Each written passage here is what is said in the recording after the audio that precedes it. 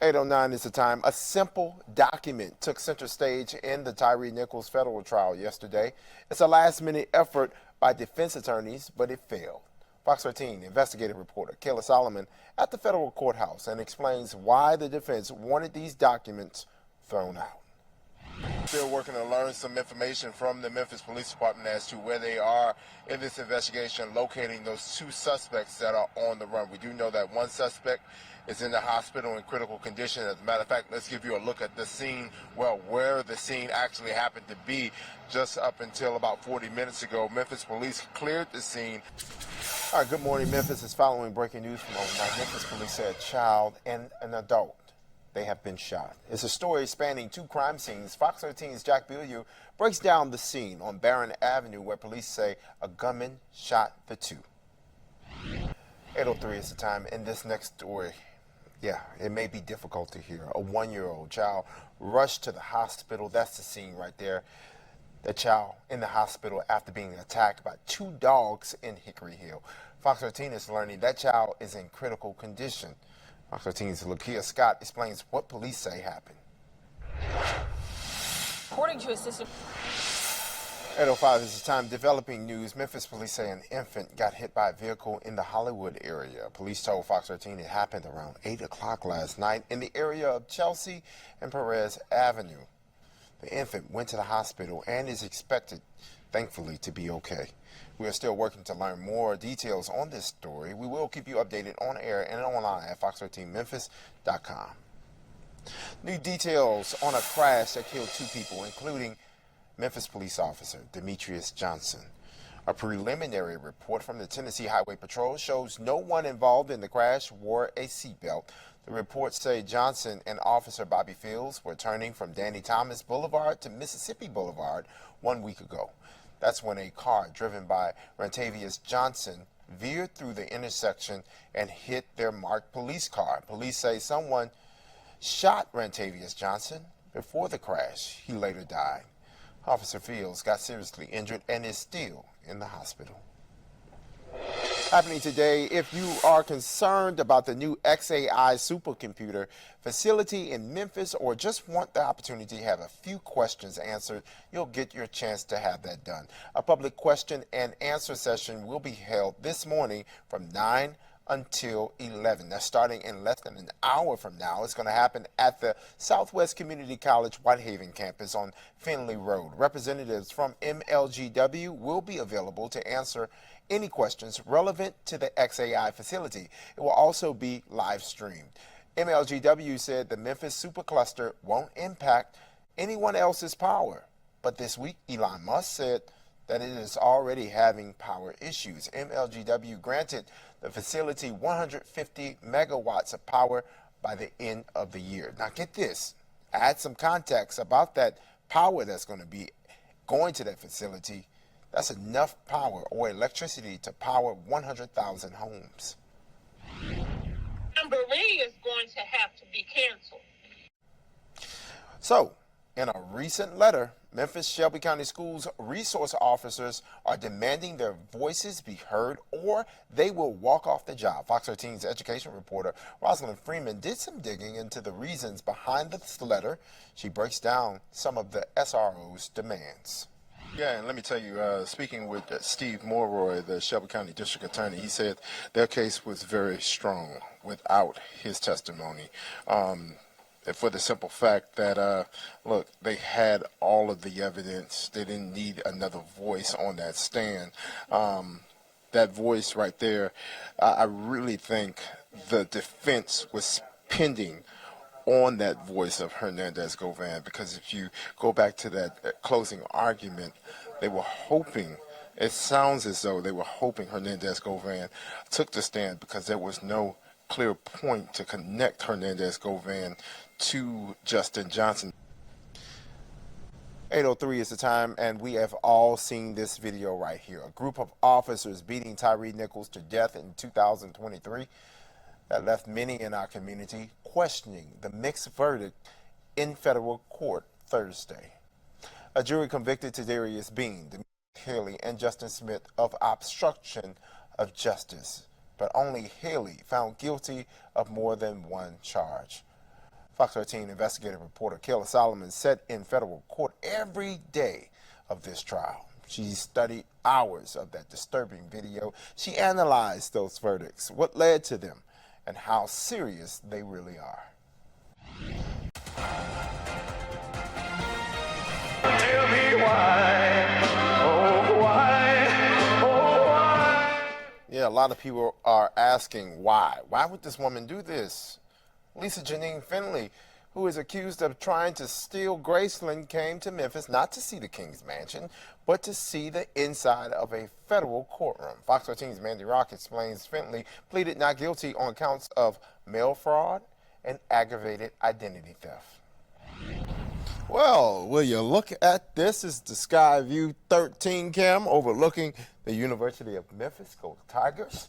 Fox 13 is tracking out your forecast this morning. It's beginning to feel more like fall every day, I guess. Fox 13 meteorologist Chelsea Chandler is live this morning here in Severe Weather Center 13. It felt good this morning, pretty comfortable. It's felt great the past several days. And let me tell you, Kyle Hall's parents told me he's been in a downward spiral for quite some time now after being treated for several different mental illnesses over the last couple of years. Now, Kyle Hall's parents spoke with me yesterday afternoon explaining to me their son's struggle with his mental health and how they have been working for a very long time before now to get him some help. Kyle is currently in police custody after police in South Haven arrested him last week. According to the United States Attorney Kevin Ritz, an investigation determined Hall made several posts on X, formerly known as Twitter, specifically threatening to kill, assassinate, shoot, and crash the plane of President Biden, also assassinate Vice President Kamala Harris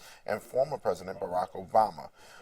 7:02 is the time. Fox 13 is staying on top of court appearances for the men accused in young adults' murder.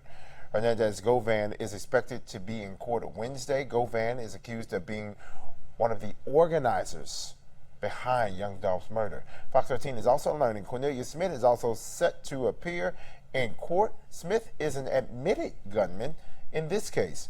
And Jamarcus Johnson is also set to go before a judge this week. Jamarcus already pleaded guilty to accessory after the fact in this case. Jamarcus is the half-brother of Justin Straight Drop Johnson, the second gunman who jury found guilty of first-degree murder more than a week ago. Now, Fox 13 told you Justin Johnson is set for an automatic life sentence for the murder of Memphis rap star Young Dolph after a jury found him guilty of first-degree murder. Justin Straight Drop Johnson also found guilty of conspiracy to commit first-degree murder and convicted felon in possession of a gun. Johnson will be sentenced on those charges in November 1st. Johnson is looking at a possible 50 more years added to his automatic life sentence for that first-degree murder conviction. Yeah, Darryl, check this out. Tyree Nichols' family and I went to his favorite Starbucks coffee shop in Germantown at Poplar and West. We enjoyed Starbucks products, his favorite Starbucks products, and reflected on how much this man loved to watch the sunset and come to the skate park. For the family of Tyree Nichols, the second birthday after his death may be more difficult than the first. Today, the man, now known in an infamous murder case, would have turned 31 years old. But we're going to celebrate his birthday today. He turned 31, and we're going to just be there for him when we need to be. Tyree's mother, Rovon Wells, told me getting beyond the hurt isn't easy, and the pain of her son not being here may never go away.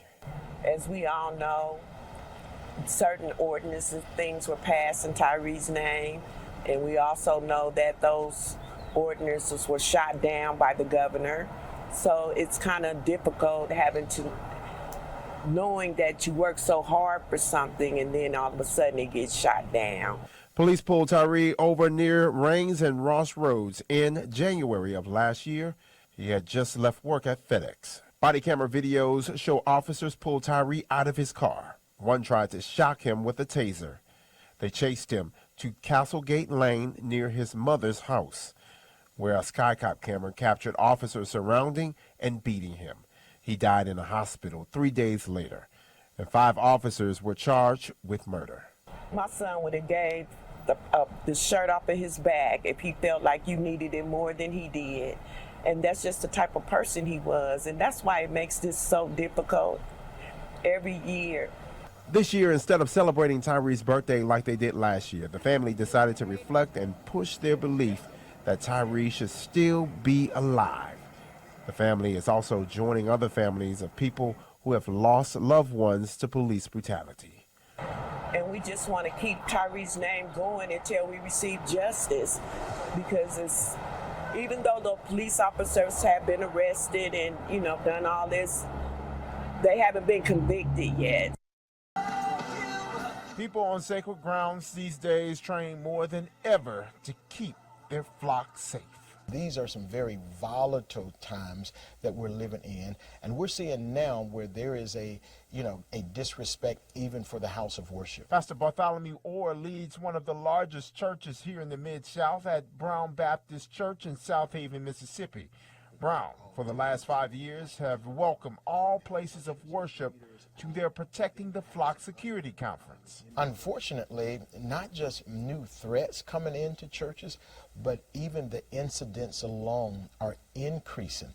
Just recently, the man that walked into the church up north there with the gun pointed at the pastor right at the beginning of his sermon, or in our own backyard, the pastor who was shot in the face as he stepped out of his church to stop someone from robbing cars. We have also seen churches as large as Joel Osteen's church be the scene of a shooting this year.